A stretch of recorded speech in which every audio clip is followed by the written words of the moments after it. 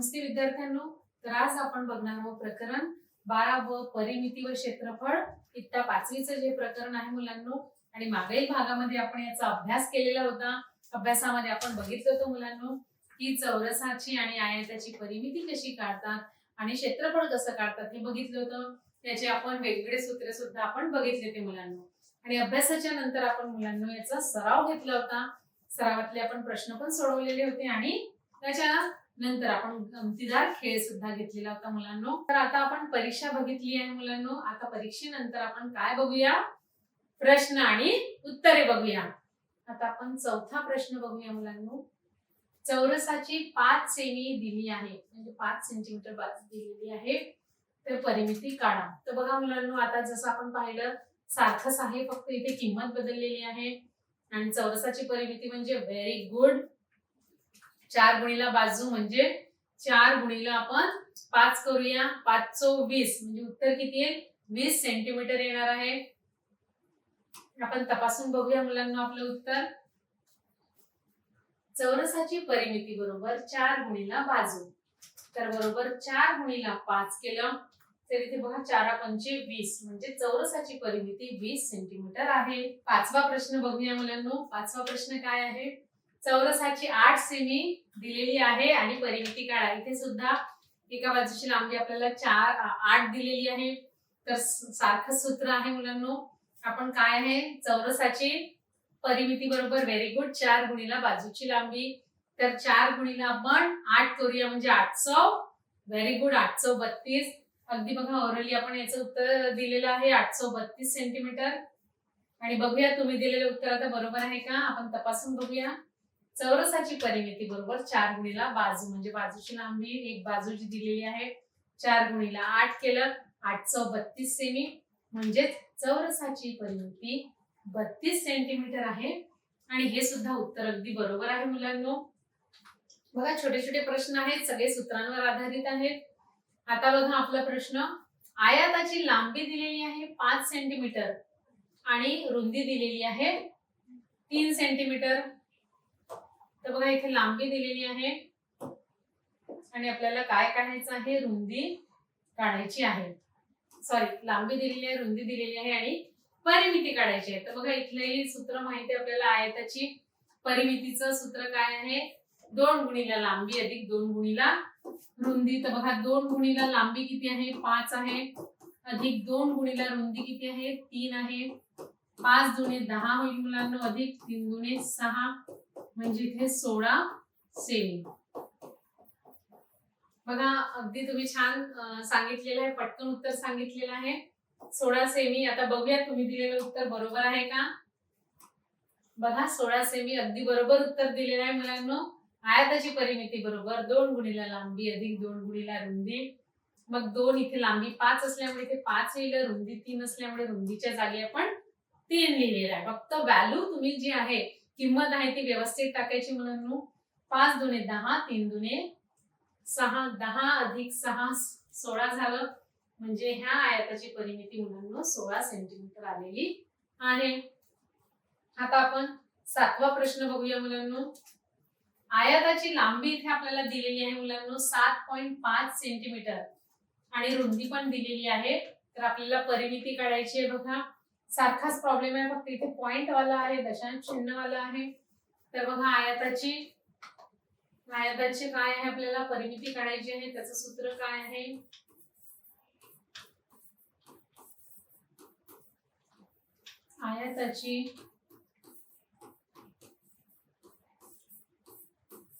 आयताची परिमिती बरोबर 2 गुणिला लांबी अधिक 2 गुणिला रुंदी, हे याचं सूत्र आहे मुलांनो. तर बघा इथे 2 गुणिला लांबी, इथे लांबी दिलेली आहे 7.5 अधिक 2 गुणिला रुंदी इथे किती दिली आहे मुलांनो, 3 सेंटीमीटर, म्हणून इथे 3 लिहिलं. बघा हे का ब्रॅकेट मध्ये लिहिलं तर म्हणजे आपल्याला चुका होत नाही मुलांनो. मग बघा आपण 75 गुणिला 2 करूया. 7.5 गुणिला 2 केलं, 5 दुणे 10 चा 0, हातचा आला 1. मग 2 ने 7 ला गुणले तर किती, व्हेरी गुड 14, 14 ने 1 15. म्हणजे उत्तर किती आलेलं आहे? 15 आलेलं आहे. आपल्याला माहित आहे मुलांना, वारंवार तुम्हाला सांगायची गरज नाही. 15.0 आहे, म्हणजे त्याला आपण 15 लिहूया. अधिक 3 दुने 6. मग बघा उत्तर आलेलं आहे 21 सेमी. कारण 15 आणि 6 केलं तर 21 सेमी उत्तर आलेलं आहे. आणि दशांश चिन्हानंतर शून्याला काही अर्थ राहत नाही, याला आपण इथे 15 लिहिलेलं आहे. तर बघा याचं उत्तर आलेलं आहे परिमिती, आयताची परिमिती. मग शेवटी लिहायचं आयताची परिमिती बरोबर 21 सेंटीमीटर. तर आपण आता उत्तर तपासून बघूया मुलांनो. बघा उत्तर अगदी बरोबर आहे मुलांनो. इथे सुद्धा आयताच्या परिमितीचं सूत्र लिहिलं आणि किमती टाकले, शेवटी उत्तर आपलं बरोबर आहे. आता समोरचा प्रश्न बघूया. 8वा प्रश्न बघा. एका चौरसाकृती खोली भोवती सदानंदने एक फेरी पूर्ण केली. तर बघा इथे एका चौरसाकृती याच्या भोवती त्यांनी काय केली? बघूया आपण प्रश्न. एका चौरसाकृती खोली भोवती सदानंदने एक फेरी पूर्ण केली आणि खोलीच्या बाजूची लांबी 4 मीटर आहे, तर सदानंदने पूर्ण केलेले अंतर किती? बघा मुलांना, इथे एक फेरी पूर्ण केली म्हणजे आपल्याला चौरसाची परिमिती, एक फेरी पूर्ण केली म्हणजे परिमिती काढावी लागेल. बघा एका चौरसाकृती खोलीभोवती सदानंदने एक फेरी पूर्ण केली म्हणजे परिमिती झाली त्याची, एक राऊंड कंप्लीट झाला. तर मग आपण चौरसाची परिमिती, आपण आता चौरसाची परिमिती काढूया मुलांनो. कारण आपल्याला पूर्ण अंतर काढायचं आहे. पूर्ण अंतर म्हणजे एक फेरी पूर्ण केली याचा अर्थ परिमिती झाली. तर मग आपण आता सदानंदने पूर्ण केलेले अंतर काढायसाठी आपल्याला इथे परिमिती काढावी लागेल, चौरसाची परिमिती. आणि बघा चौरसाच्या परिमितीचं सूत्र काय आहे मुलांनो? 4 गुणिला बाजू, एका बाजूची लांबी. तर बघा इथे 4 गुणिला जी बाजूची लांबी दिलेली आहे ती किती दिलेली आहे? 4 दिलेली आहे, म्हणजे किती आहे? 16. 4 चौ 16 मीटर. तर आपण म्हणू शकतो की खोलीच्या बाजूची लांबी 4 मीटर असल्यावर सदानंदने पूर्ण केलेले अंतर किती आहे? 16 मीटर हे अंतर आहे. तर मुलांना बघा आपलं उत्तर आपण तपासून बघूया. आणि बघा उत्तर हे अगदी बरोबर आलेलं आहे. चौरसाकृती खोलीभोवती एक फेरी पूर्ण करणे म्हणजे त्या चौरसाच्या परिमिती एवढे अंतर चालणे. आणि चौरसाची परिमिती म्हणजे 4 गुणिला एका बाजूची लांबी, इथे लांबी 4 दिली आहे म्हणून 4 चौ 16, म्हणजे सदानंदने पूर्ण केलेले अंतर किती आहे? 16 मीटर आहे. तर आता मुलांना आपण 9वा प्रश्न बघूया. चौरसाकार क्रीडांगणाची बाजू 15 मीटर आहे. धावण्याच्या एका स्पर्धेत या क्रीडांगणाला 8 फेऱ्या माराव्या लागतात, तर ती स्पर्धा किती मीटर अंतराची आहे? तर बघा मुलांनो, इथे आपल्याला काय म्हटलेलं आहे? चौरसाकार क्रीडांगणाची बाजू आहे. चौरसाकार क्रीडांगणाची बाजू 15 मीटर आहे आणि धावण्याच्या एका स्पर्धेत त्या क्रीडांगणाला 8 फेऱ्या माराव्या लागतात, तर ती स्पर्धा किती मीटर अंतराची आहे? तर बघूया मुलांनो, इथे बघा चौरसाकार क्रीडांगणाला एक फेरी मारण्यासाठी धावावे लागणारे अंतर म्हणजे चौरसाच्या परिमिती इतके अंतर राहील. याच्या मागील जे उदाहरण पाहिलं तसंच आहे मुलांनो. मग चौरसाची परिमिती म्हणजे 4 गुणिला एका बाजूची लांबी, एका बाजूची लांबी 15 आहे म्हणजे 15 चौ 60 होणार आहे, म्हणजे 60 मीटर आलं मुलांनो. पण ते काय म्हणतात? धावण्याच्या एका स्पर्धेस या क्रीडांगणाला 8 फेऱ्या घालाव्या लागतील. मग आपल्याला काय करावं लागेल? 60 गुणिला 8 करावं लागेल. कारण एका फेरीत धावण्याचे अंतर 60 मीटर आहे, तर 8 फेऱ्यांमध्ये धावण्याचे अंतर 8 गुणिला 60 म्हणजे 480 मीटर आहे मुलांनो. बघा 8 सकम 48, 60 ला समजा आपण 8 ने गुणले तर 480 मीटर हे उत्तर आलेलं आहे. फक्त शाब्दिक उदाहरणामध्ये मुलांनो लक्षात ठेवायचं, हे आपण बरोबर लिहायचं की चौरसाची परिमितीचं सूत्र बरोबर लिहिल्यानंतर बघा हे 60 मीटर आले. मग एका फेरीत धावण्याचे अंतर 60 मीटर, तर इथे आपल्याला 8 फेऱ्या म्हणायच्या होते म्हणून 60 गुणिले 8 केलेला आहे मुलांनो. आणि नक्कीच हा प्रश्न तुम्हाला समजला असेल. आता आपण 10वा प्रश्न बघूया मुलांनो. आणि 10वा प्रश्न आहे, एका आयताकार क्रीडांगणाची लांबी 65 मीटर, लांबी दिलेली आहे 65 मीटर आणि रुंदी 40 मीटर आहे. या क्रीडांगणाभोवती मीनाने एक फेरी मारली तर ती किती मीटर चालली.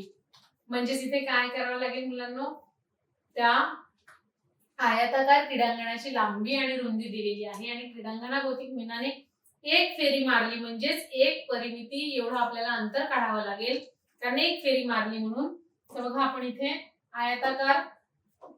आयताच्या परिमितीचं आपण सूत्र लिहूया. काय आहे मुलांना आयताच्या परिमितीचं सूत्र?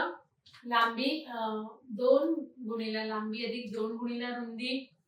मग आपण 2 गुणिले 65 अधिक 2 गुणिले 40 करूया मुलांनो आणि दोघांची बेरीज करूया, ते आपल्याला उत्तर राहील. आपण बघा उत्तर आता बघूया. बघा अगदी बरोबर जसं सांगितलं आहे मी तसंच आहे. आपण हे आयताकार, बघा आयताकार क्रीडांगणावरती एक फेरी मारणे म्हणजे त्या आयताच्या परिमिती एवढे अंतर चालणे आहे, म्हणून आयताची परिमिती काढली. आयताच्या परिमितीचं सूत्र लिहिलं 2 गुणिले लांबी अधिक 2 गुणिले रुंदी. मग 2 गुणिले लांबी इथे 65 आहे म्हणून 65 केलं अधिक 2 गुणिले रुंदी इथे 40 मीटर आहे म्हणून मुलांनो आपण काय लिहिलं इथे 40 मीटर लिहिलं. मग 65 गुणिले 2 केल्यावर 130 उत्तर आलं मुलांना आपलं. आणि 40 गुणिले 2 केलं असता 80 हे उत्तर आलेलं आहे. म्हणजेच बघा आता ह्या दोघांची आपण बेरीज करूया तर 210 मीटर हे उत्तर आलेलं आहे. म्हणजेच मीना 210 मीटर चालली. नक्कीच मुलांना हे तुम्हाला समजलं असेल. बघा शाब्दिक उदाहरणं व्यवस्थित फक्त वाचायची, प्रश्न वाचलं की आपल्याला कोणती क्रिया करायची आहे ते समजून जाते. आता आपण 11वा प्रश्न बघूया मुलांनो. इथे बघा आयताची लांबी 6 सेंटीमीटर व रुंदी 4 सेंटीमीटर आहे तर त्याचे क्षेत्रफळ काढा. बघा आयताच्या क्षेत्रफळाचं काय सूत्र आहे मुलांनो? लांबी गुणिले रुंदी हे सूत्र आहे. मग आपण लिहूया आयताची क्षेत्रफळ बरोबर लांबी गुणिले रुंदी म्हणजे 6 गुणिले 4 असं लिहूया तर आपलं उत्तर येईल. बघूया मुलांनो. बघा आयताचे क्षेत्रफळ बरोबर लांबी गुणिले रुंदी, लांबी इथे 6 आहे 6 गुणिले 4 6 चौक 24 म्हणजेच आयताचे क्षेत्रफळ हे 24. फक्त युनिट बरोबर लिहायचं, क्षेत्रफळ आलं की चौसेमी लिहायचं. आणि बघा मुलांनो ही उदाहरणं सोपी असल्यामुळे हे एक्सप्लेन केलं नाही. आता समोरचं बघते उदाहरण. इथे सुद्धा बघा आयताची लांबी दिलेली आहे 8 मीटर आणि रुंदी दिलेली आहे 2.5 मीटर. तर याचं आपल्याला क्षेत्रफळ काढायचं आहे. तर बघा आपण मागील उदाहरणासारखंच आहे. याचं क्षेत्रफळाचं सूत्र लिहा मुलांनो. आयताच्या क्षेत्रफळाचं काय सूत्र आहे सांगा तुम्ही. Very good. मला असं वाटतं की तुम्हाला सगळे सूत्र हे पाठ झाले असतील. आयताचे क्षेत्रफळ, क्षेत्रफळ म्हणजे काय होते मुलांनो? एरिया. तर आयताच्या क्षेत्रफळाचा फॉर्म्युला किंवा सूत्र काय आहे? लांबी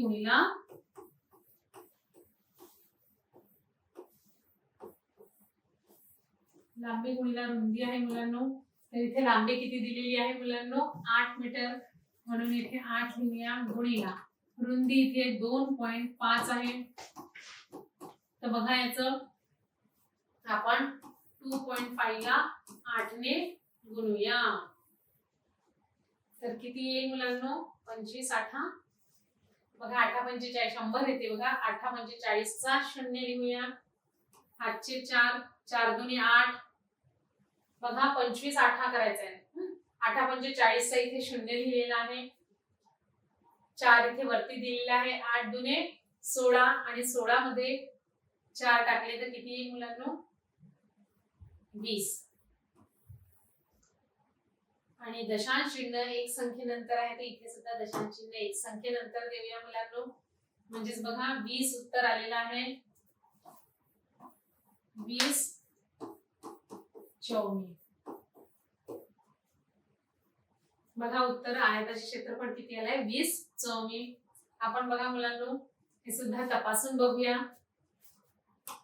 बरोबर उत्तर आहे का बघा, बरोबर उत्तर आहे. सूत्र व्यवस्थित लिहिलेलं आहे. आयताचे क्षेत्रफळ बरोबर म्हणजे सूत्र जे आहे ते करेक्ट लिहायचं. लांबी गुणिला रुंदी केली मुलांनो आणि उत्तर आलेलं आहे आयताचं क्षेत्रफळ 20 चौ सेमी. आता बघा मुलांनो आपण 13वा प्रश्न बघूया. इथे टोटल 20 प्रश्न आहेत मुलांनो. छोटे छोटे प्रश्न असल्यामुळे इथे जास्त प्रश्न आपल्याला दिलेले आहेत. एका आयताकार जागेची लांबी 24 मीटर व रुंदी 13 मीटर आहे, तर त्या जागेचे क्षेत्रफळ किती? तर बघा मुलांनो इथे एका आयताकार जागेची लांबी आपल्याला किती दिलेली आहे? 24 दिलेली आहे, 24 मीटर आणि रुंदी दिलेली आहे. तर क्षेत्रफळ काढायचं आहे. सारखंच आहे मुलांनो, आयताचं क्षेत्रफळाचं सूत्र लिहा. मग प्रत्येक प्रॉब्लेम आता सोडवून देण्याची गरज नाही मुलांनो, कारण आता इतके आपण प्रॉब्लेम्स बघितले आहेत ह्या प्रकरणावर आणि सूत्र सुद्धा तुम्हाला पाठ आहेत. लांबी गुणिला काय लिहू मुलांनो? व्हेरी गुड, लांबी गुणिला रुंदी. तर सांगा मुलांनो इथे लांबी किती आहे? आयताची लांबी व्हेरी गुड 24 मीटर गुणिला रुंदी किती आहे? 13 मीटर. तर आपण आता काय करूया? 24 ला 13 ने गुणूया. बघा 13चा पाडा येत असेल मुलांनो, 13 एक 13, 13 2 26, 13 3 49, 13 4 52 चे 2 सॉरी 52 येत आहे, इथे 2 लिहूया आणि हातचे 5 इथे देऊया. मग 13 दुने 26 आणि 26 मध्ये 5 टाकले तर 27 28 29 30 31. बघा 312 हे उत्तर आलेले आपलं 312. आणि हे क्षेत्रफळ असल्यामुळे मुलांनो काय लिहू? चौमी.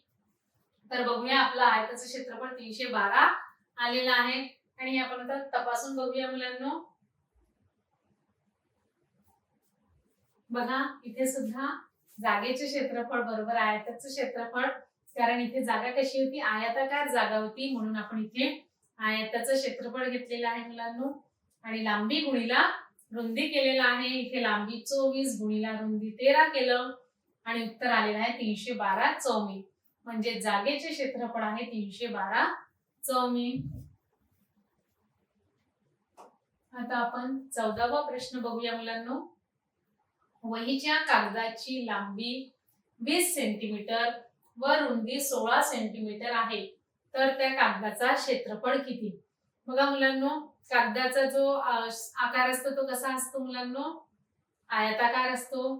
तर म्हणून इथे आयताचा आपण समजूया की वही म्हणजेच आयताकार, कारण वही ही जो कोणत्या शेप मध्ये असते? स्क्वेअर मध्ये असते का नाही? ती आयतामध्ये असते. तर वहीच्या कागदाची इथे आपल्याला लांबी दिलेली आहे मुलांनो आणि आपल्याला रुंदी पण दिलेली आहे. तर क्षेत्रफळ काढायचं आहे आणि काय क्षेत्रफळाचं सूत्र आहे माहितच आहे मुलांनो.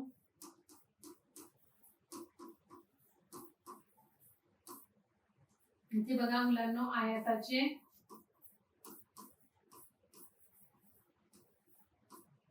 क्षेत्रफळ बरोबर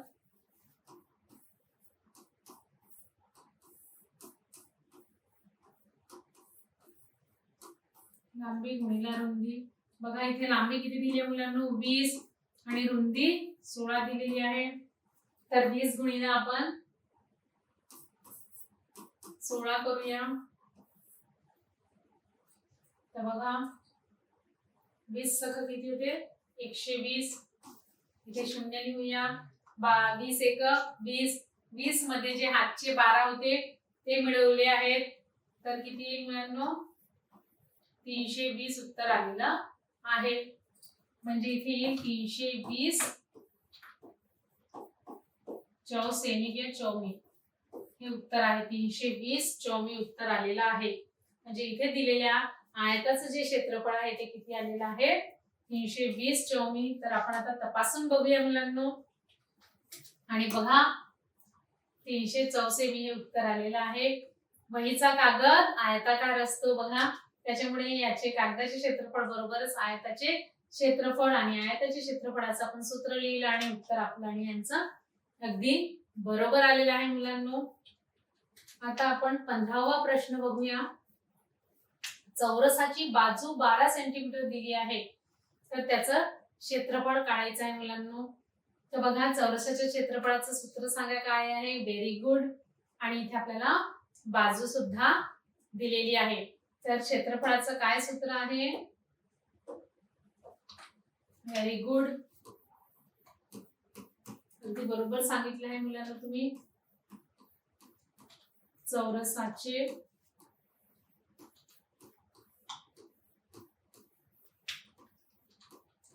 क्षेत्रफळ बरोबर व्हेरी गुड बाजू गुणिला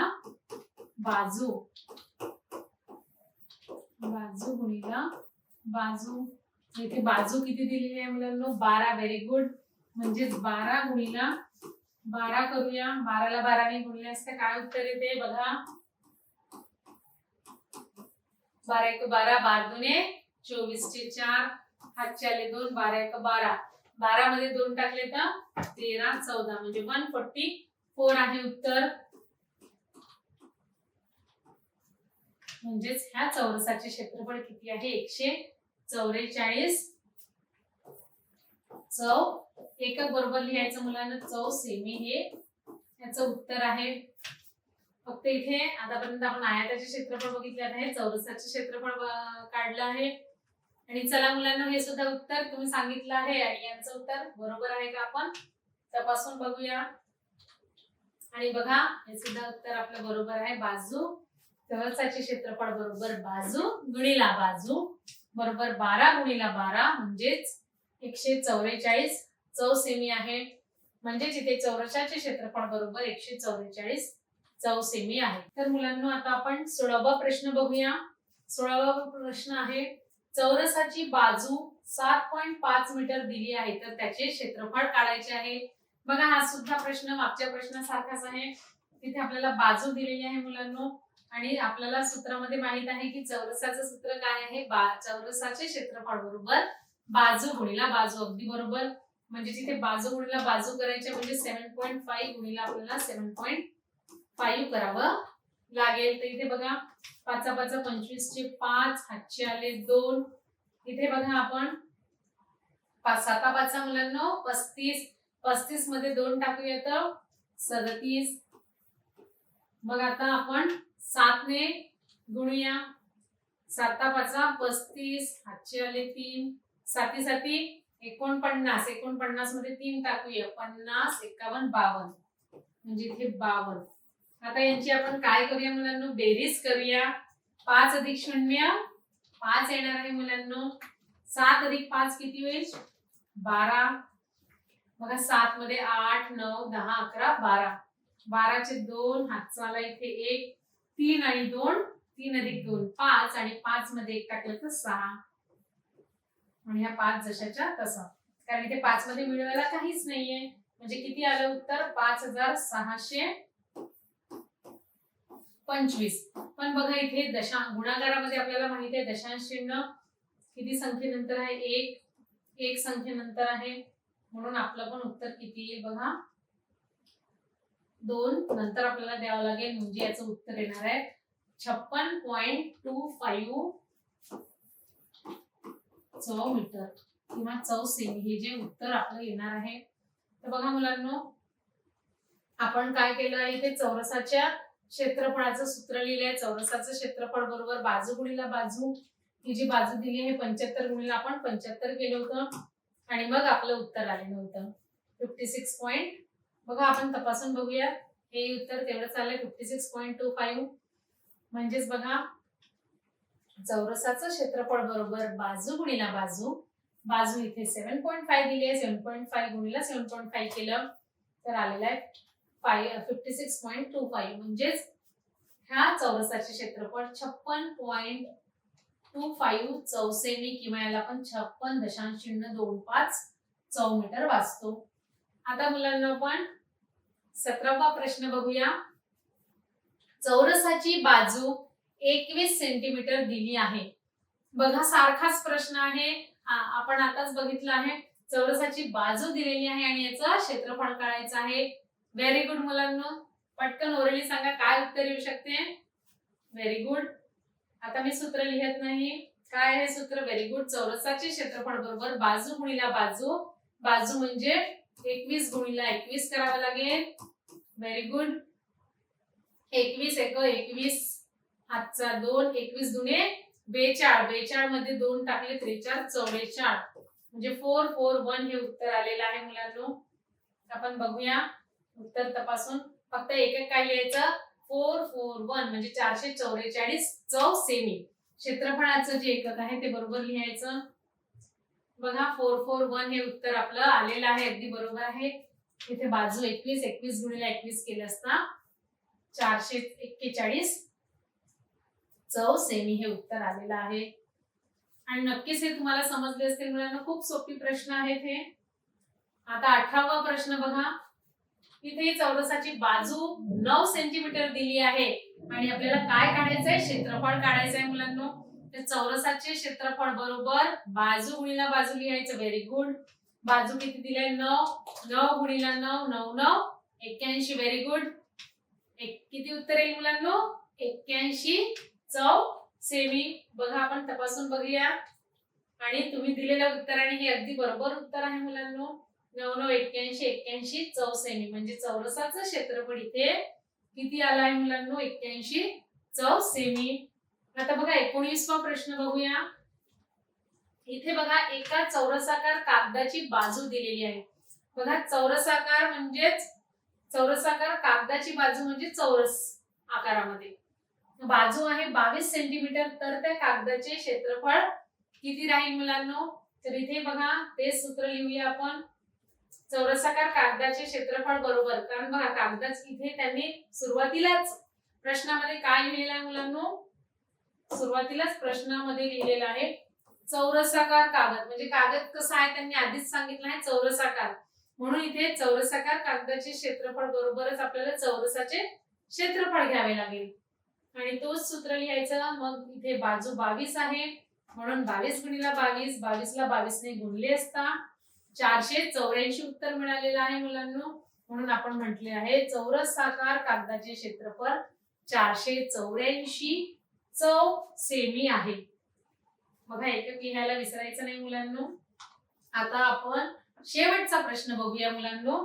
शेवटचा प्रश्न बघा. आयताची इथे लांबी दिलेली आहे 8 सेंटीमीटर आणि रुंदी दिलेली आहे 4 सेंटीमीटर. तर इथे क्षेत्रफळ आपल्याला काढायचं आहे.